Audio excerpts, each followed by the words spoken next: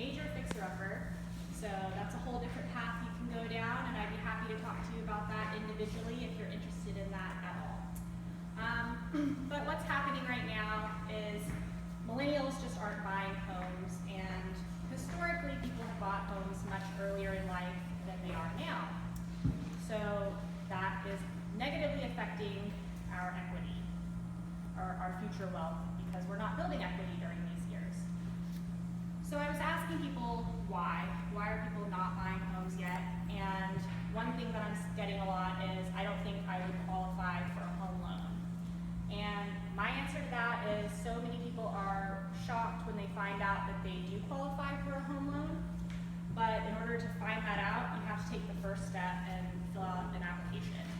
And then, if you don't qualify, a mortgage professional like Michael Clark can help tell you what you need to do to get there, and can help you get there more quickly than you could on your own. So, my recommendation, yes. Does it affect your credit to apply? No. Short answer. Yeah. The next objection that I get is, I don't know anything about mortgages or home buying, and I don't know how to get started. And that's what we're here for. So first of all, just so you know, it is no extra cost to you to work with an agent on the buyer side.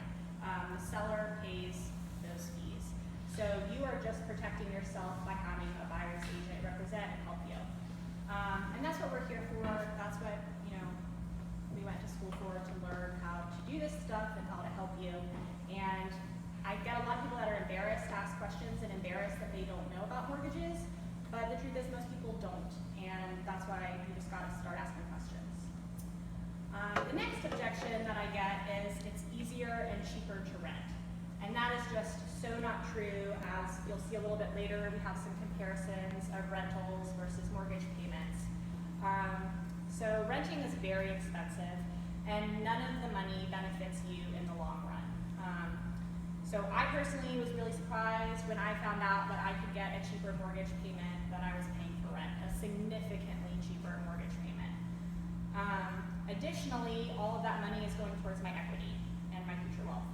Instead of paying a landlord's mortgage or an apartment complex, I'm putting that money back in my own pocket each month instead of kissing it goodbye. And a great realtor and mortgage professional can help you get that going. The next objection that I hear is, I'll just wait until I get married and I'm ready to settle down.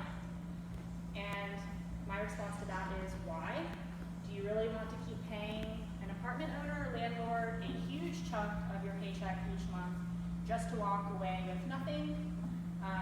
Life is unpredictable, so you might as well start building your equity and start preparing for your future now. The next objection that I hear is, I don't want to pay taxes, interest, and maintenance. But the truth is, if you're renting, you're already paying for all those expenses.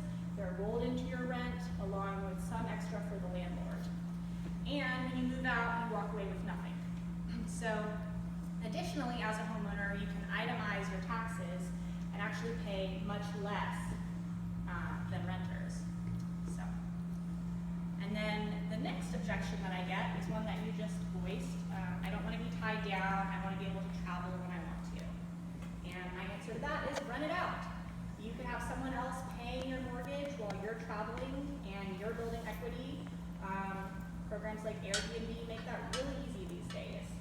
So, there's ways around that. And then I have a few graphs to kind of illustrate what's been going on. As you can see, this is kind of close to the last century. And historically, like I said, people were buying homes at a much higher rate at a younger age in previous decades. And this goes up to the early 80s. It has just continued from there. And this shows you the amount of income spent on housing costs. As rent goes up, a bigger portion of your paycheck is going towards rent. And then lastly, this kind of shows you how it affects your wealth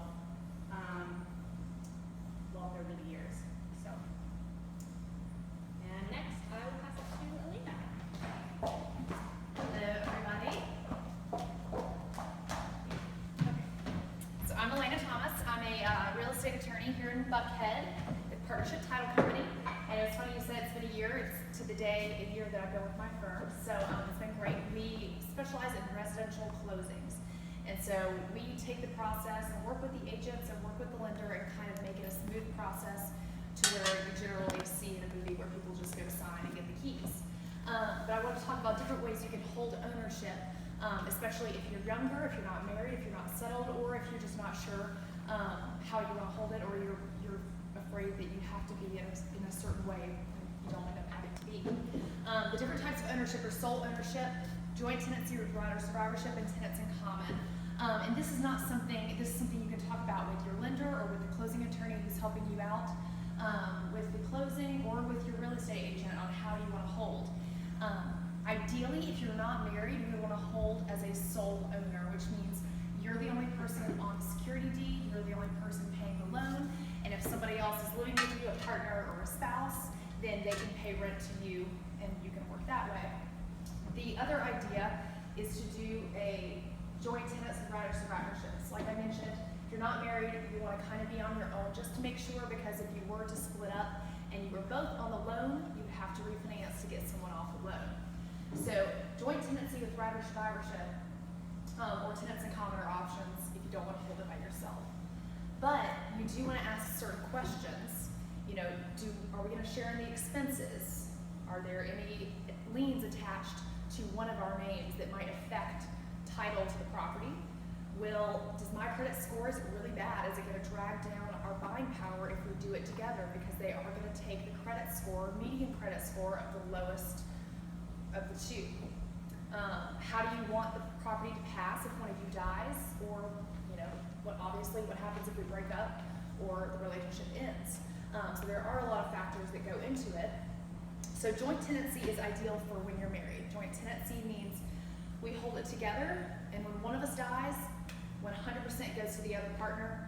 No probate involved, no court involved. The moment they literally die, the property just falls right to the other person, 100% ownership. Ideal, obviously, for married couples, or if you're holding with a parent or with a sibling or something like that. Can be held by multiple owners, so if you and all your siblings wanted to go in together, when one of you passes, it goes directly onto the rest. There are some negative effects. Obviously, if you are, deciding to buy with a partner or someone who is not a spouse, and you die, your 100% interest goes to that person. It doesn't fall back to your family. And so there are some choices you want to make if you are deciding to choose joint tenancy, because it's practically like you're married. You're kind of stuck together until the court decides to pull you apart. And then if you are joint tenants and you do divorce, or you want to end the relationship, you have to refinance to take that person off title. You can't just quit claim them off, because they will still be responsible for the loan. So there's just some things to worry about for the joint tenancy. So this is where tenants in common comes in. And not enough people, I don't think, really think about this option. Tenants in common means that, so my sister is right down here in the orange. Let's say we bought something together and we go 50-50 in, or let's say she goes 60% and I go 40%. We each have 100% access to the property, but when we sell, I can get my 40% and she can get her 60%, whatever we got into it. And when I die, my portion, my 40% portion, goes to whomever I've directed it to in my will, or through the laws, of intestacy and all that. And if she dies, it goes to whomever she wants to. Ideally, you would have a will in place. So that's kind of one drawback if you do this. You would want to go ahead and have a estate plan, and a lot of young people like us, I'm an attorney and I don't even have one, which is horrible. So I guess I just feel like I'm not quite yet to have a will. So anyways, but there are some downsides. You want to have a will in place, and it can result in multiple owners and ownership. So let's say I did have a will, and I decided that I wanted it to go to my friend A, B, and C, and then I die. Those three people now own it with my sister. She owns the 60%, and they own, the other pieces. So she now owns it with three people she doesn't know. So that is a downside to tenants in common. And again, it will require refinancing to take someone off title. So that's why it's always ideal to, if you're by yourself and unmarried, to go ahead and just get on that loan by yourself. If somebody wants to pay you rent, that's great. You're leaving more equity. But that way you don't have to worry about the legal issues in case of a breakup or parting ways. So, okay, well next, I'm gonna hop off, but any questions about, the legal ramifications or, actually I just do wanna make a quick point. The buyer is the one paying for the title services. So in Georgia, the buyer gets to choose the closing attorney and the closing firm that handles the closing. And that's because when you buy the property, you want clear title. You don't want someone who's connected with the seller's agent, who may just wanna kind of push things through to get a deal. So it's always a good idea to make sure you know your closing attorney or you speak with them to make sure when you get the closing, hey, is title clear? Am I taking this free and clear? Because you don't want to grab property that has any liens attached. So you as the buyer have the opportunity and the choice to choose your own closing firm. So it's always good to have someone that you trust doing that. And usually if you don't know people, which a lot of people don't, you can trust your realtor and see whomever they use and get their advice on that. So. All right, well, I'll pass it on to mortgage. Right. So I'm Michael Clark with U.S. Mortgage. I'm the guy that's going to help you get the money for this. Okay. One thing I do want to piggyback on what Leah said. When discussing your the way you want to take title, Hannah and myself don't want anything to do with that decision. That's going to be on your attorney. Okay. So my first slide here is obviously it's a pretty basic slide, but a lot of people think mortgage payment, they think principal and interest, but there's a lot more that actually goes into your monthly payment than just the amount that you're borrowing. You've got the escrow, which is the property taxes, the homeowner's insurance is going to cover you for any damages basically that happen to the property. Hopefully nothing, but just like car insurance, you're going to be required by the lender to hold homeowner's insurance. And then if you're putting less than 20% down, you're going to be required to carry what's called mortgage insurance. This is basically just protecting, it's insurance for the lender, essentially. You're putting less than 20% down, so somebody's coming behind and saying, we'll insure that little bit of a difference, but we're going to charge you a little bit every month. So that's the basics of a mortgage payment. One thing I do want to add, I don't have it on the slide here, but with this being a pretty condo-heavy area, you're going to come into HOA fees if you buy a condo. HOA fees are going to range anywhere from probably $200 to $400 a month, just kind of depends on what you buy. Those are not included in your mortgage payment. You pay those separately, but I just kind of want to give you an idea that that is a monthly cost to you. Stacy? So. All right. So let's talk about different types of mortgages. Okay. First program I have up here is an FHA mortgage. Now this mortgage allows you to put down as little as 3.5%. It's geared towards lower credit borrowers.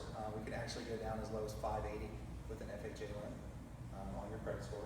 Obviously, the higher the credit score, a little bit better terms you're going to have. But again, it's a little bit more flexible. 3.5% down is going to deal with lower credit scores. Second type is a conventional loan. Now, your credit score is going to be typically 640 or above. Technically, you go down to 620, but it's kind of hard to get into a conventional loan that low.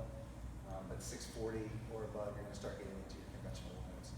And you can do that with as little as 3% down, but there's different options there on the conventional 3%, 5%, whatever you actually might have. And a couple others you don't see quite as often. The VA loan or Veterans Administration, you have to be active military or discharged from the military, but that does allow 0% down, and it also doesn't carry any monthly mortgage insurance as some of these other payments do. And it's simply, that's really just a way that we give back to our veterans.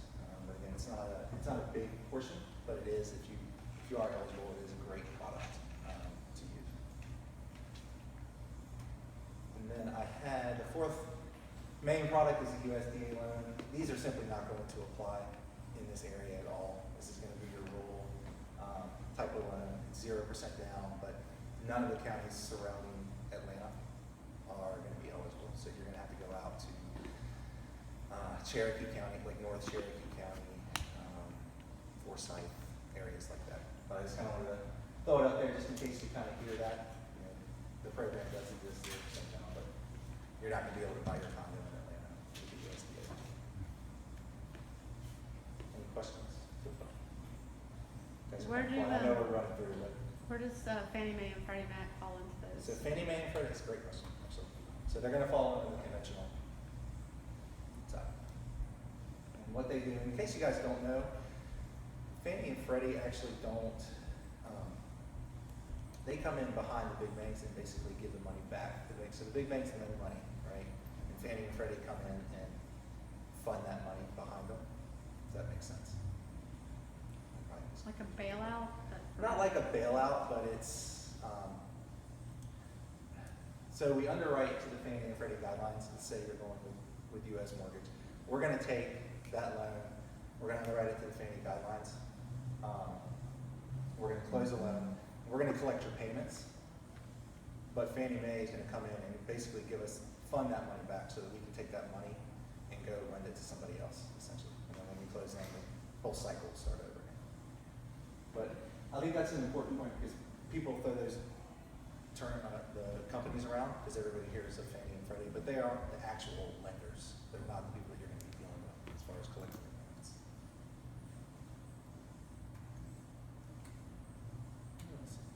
All right, so I've kind of already hit on this, but minimum credit scores here, 620 is going to be conventional. We get on to 580 FHA. 600 is going to be your VA, and then 640 for the USDA if you're moving out of the city. All right, so this comes up a lot, and we kind of touched on it earlier. What impacts your credit score? One of the biggest things that people don't realize is credit utilization. You could have no derogatory credit at all, but you could have a couple of maxed out credit cards. That's going to negatively impact your credit score. So carrying lower balances on your credit cards is going to shoot up your score. The magic number is kind of 30%, meaning if you have a credit line of $1,000, don't carry any more than $300 on the card as it reports.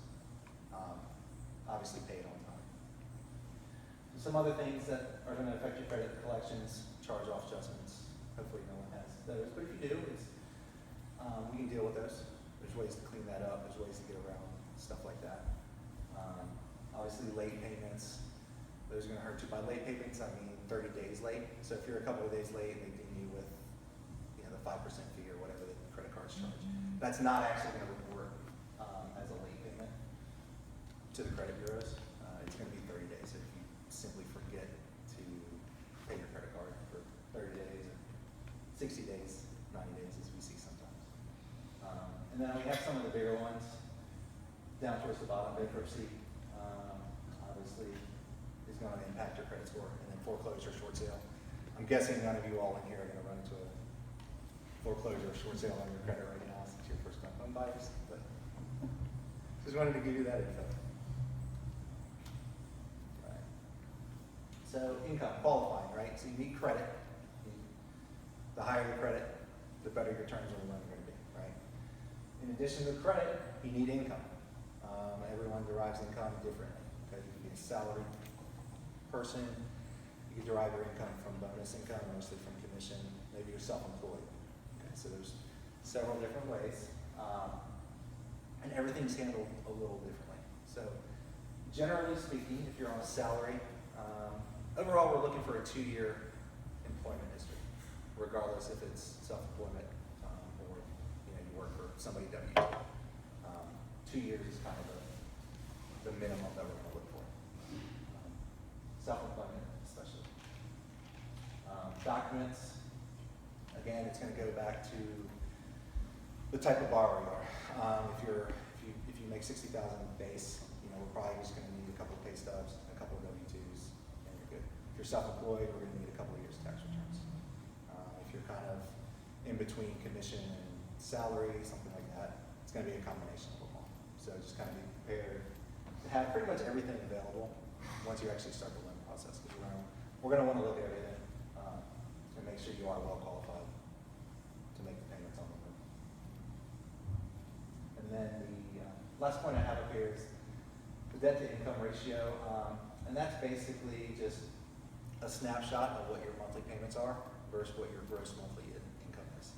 So standard is gonna be 45% of, you know, the max max monthly outlay that you can have. So that's gonna include your total mortgage payment, any credit card minimum payments that you have, any car notes that you have, student loans, anything like that. It doesn't include your utilities, your cell phone bill, stuff like that. So that's not gonna be factored in. It's simply housing and the items that are actually reporting to your credit report.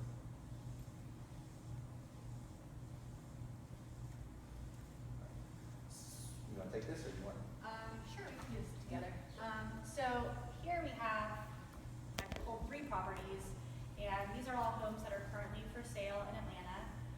This one is in West Midtown, and it's a 3-bedroom, 1-bath, selling for $155,000. And Michael pulled the range of mortgage payments that you would have to pay depending on what type of loan you obtained. And that would range between $841.83 and $883.35. So within a mile radius of this home, there is another 3-bedroom, 1-bath that is for rent, and it is going for $1,850 a month. So as you can see, there's a pretty big difference right there. And again, with the $1,850, you're kissing that money goodbye. Whereas with your mortgage payments, you're just building up your equity. To be clear, the mortgage payments here are based on the programs that I went over, the minimum down payments. So nothing in here is more than 3.5% down. Does that include escrow? About $6,000. And that includes the escrow, that includes the taxes, the insurance, and the mortgage insurance. Yeah, that's the total. That is current rate, so if rates change overnight, you know, that payment can go up, but it's not gonna double. Right, so that was, and this property is West Midtown? West Midtown, yeah. And then this property is one that I actually have listed for sale right now. That happened earlier, just jiggle it. Give it a minute, yeah. So this house is in East Atlanta. It is also a 3-bedroom, 1-bath.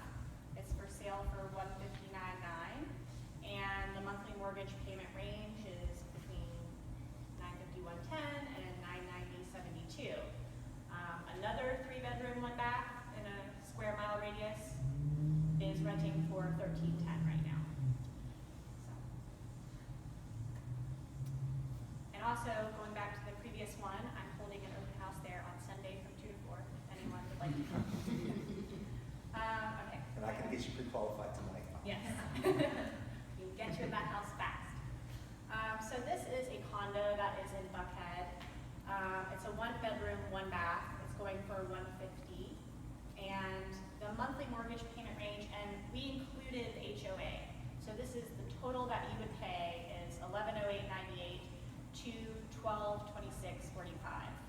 There is another unit that is also 1-bedroom, 1-bath, same square footage in the same building that is rented right now, or they're trying to rent it right now for $3,000. So as you can see, that is a pretty significant jump. So for $4,500 in down payment, you're making that money up in less than 6 months. Obviously, if you're What'd you say HOA stands for? homeowners association. Okay. So sometimes that'll include a few of your utilities, maybe water or trash, but most of the time it's the building's maintenance and fire insurance and pest control and that sort of thing. If you have a pool, if the condo has a pool, they're gonna be on the higher side because pools are expensive, obviously to maintain. There is a chance you also will have initiation fees with an HOA depending on the size, and if it's like a luxury concierge, 24-hour type thing, you could have a, $400, $500 initiation fee for being a new owner, but then your HOAs every month are back to normal. And you can negotiate that with the seller on contract on who's gonna pay what fees with the HOAs. And it'll, obviously it varies from complex to complex. It'll also vary within the complex, if it's a 1-bedroom, 2-bedroom, 3-bedroom, whatever that might be. The HOA fees tend to be higher. We included, I believe it was $300 in this payment estimate for the HOA. I can tell you, just kind of looking at this picture, I think 300 would be really on the high side for this HOA for a 1-bedroom, 1-bath. It'll probably be more than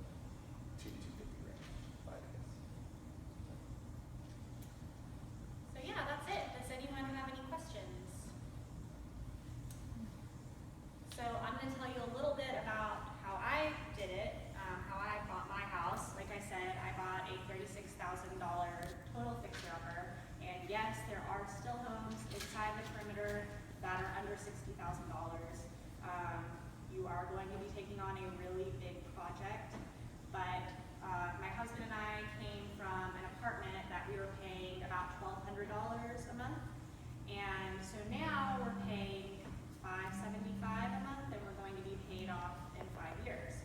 So we lived in that previous apartment for 3 years. So by the time we moved out, we had spent about $36,000, which was the price of my home. So we could have just bought that house and owned a home at the end. Instead, we walked away, you know, with nothing except for a very small piece of our security deposit. So it is really a good way to go. So yeah. I've heard there are differences when you get loans for construction if you want to renovate. There are construction loans. Yeah, there are construction loans available. The credit scores are going to be a little bit higher, 640. They start at 640 to start lending there, but those are available. The rates are going to be a little bit higher on those too. Sorry. It's fine. But not too much higher. And the way that is everything has to be done by a licensed contractor. So you would go in, you get your bids, and there's several variations of the renovation loan that you do. But everything has to be done by a licensed contractor or 2 or 3. You have to have bids. And what we do is we include the bids in the base price of your sale, and we'll lend to you based on that overall value. So if you're buying the house for $100, the contractor comes in and says, I'm going to put $20,000 of work into it, and we get an appraiser out there, and the appraiser agrees, yeah, this house is going to be worth at least $120 by the time they're done renovating. We'll loan to you based on the $120, and then just your standard 3% down and 3.5% down off of that. I went about it a little bit differently. I just got a loan for the price of the house, and then we've been covering the construction costs ourselves. And I did most of the repairs myself, which is a whole nother story. She's an overachiever. Yeah. I can barely hang a picture on the wall, so me personally, I would. It's tough, but it's doable. It really is doable. It feels really overwhelming, but everyone can do it. In fact, I have a blog about our process, and the website for that blog is on our flyers if you want to check that out. So, yeah. Yes. And what's the best way to like shop or browse for homes? Good question. I'm glad you asked that. I have a free app that I can send out to all of you. If you signed in, I can send it to your email or your phone directly. And if any of you have ever looked on Zillow or Trulia or any of those websites, I'm sure you have quickly realized that the information is totally out of date and inaccurate. People will call about homes and they sold several months ago. So my app pulls live information from the listing services, so you're getting live information. And if you're driving around and you come across a house for sale and you think, oh, that's a cool house, I wonder how much that costs or what it looks like on the inside, well, you can pull up the app, touch it, pull your current location, and see the price and all pictures of the inside as well. So, and if you come across a property that you're interested in viewing the inside, give me a call and I'm happy to get you in. Yes. So that's a condo up there. In your opinion, what's a better buy, a condo or a house? I'm more of a house person myself. Like we were saying, with the condo, you do have HOA fees. However, if you're wanting to live downtown or in Buckhead or in Midtown or an area, you know, that's pretty congested, you're not going to get a $150,000 home in this area. So if you're wanting to live in those areas, then a condo is definitely the way to go. But if you're willing to go, like say where I am in West Midtown, then you can get a house. So it kind of just depends on what part of town you want to be in and your lifestyle. I have 2 dogs that like to go outside a lot, so a house just makes more sense for me. Yeah. Anyone else? How long would you say that it takes mortgage process-wise to get approved and to start? Like, It's a great question. It depends on really what the credit looks like. So we could have you out there shopping within completing an application, or if there's some stuff that we have to deal with on the credit, it may take a little longer.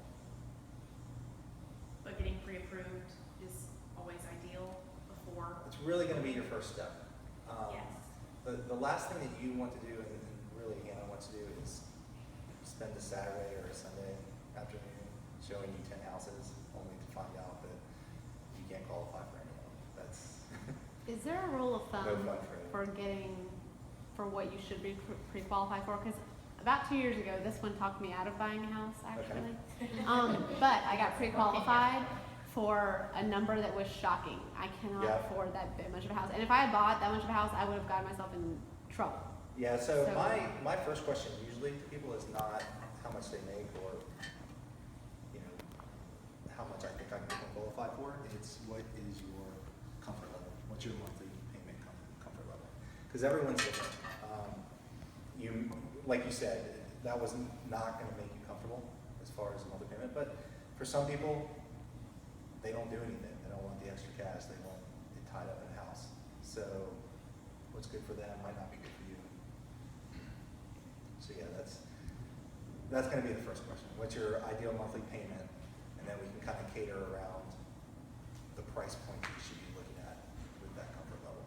Because you also have to think about the fact that you will have closing costs as the buyer at the closing as well. They're not extreme, but you don't want to hit your max. You don't want to max out and then your lending ability and not be able to make those payments. Because rolling those into the loan doesn't always make the best sense. You can get those out of the way and not pay the interest on it. And also you're able to deduct the interest you're paying on the home on your taxes.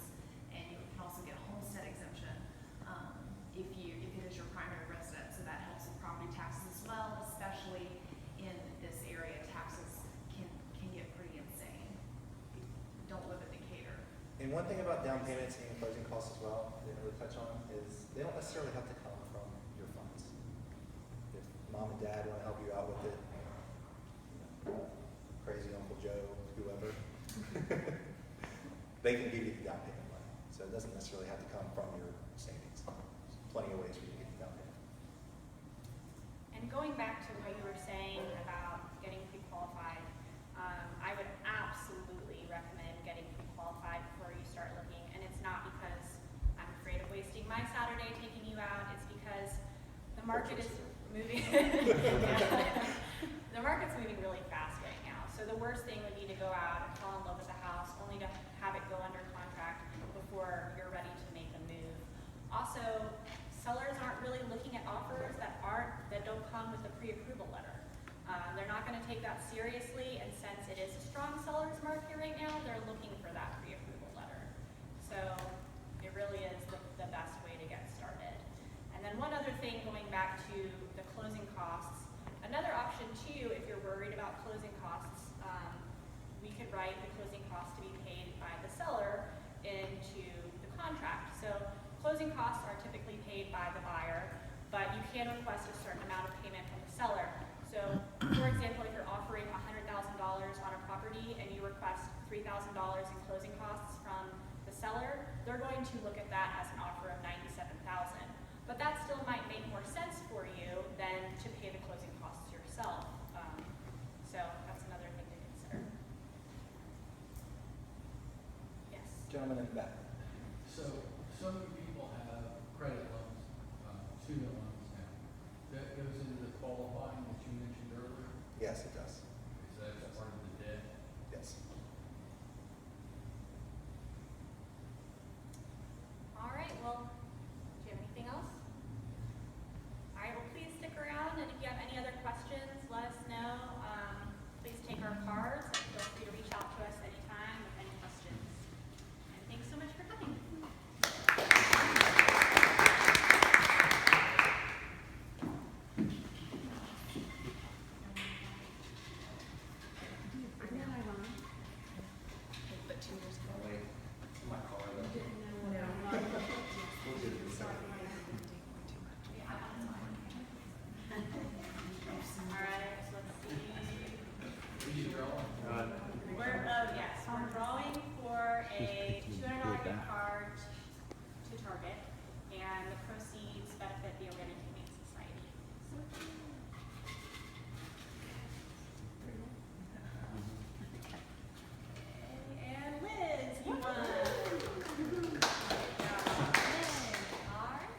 And the gift card is in my car. So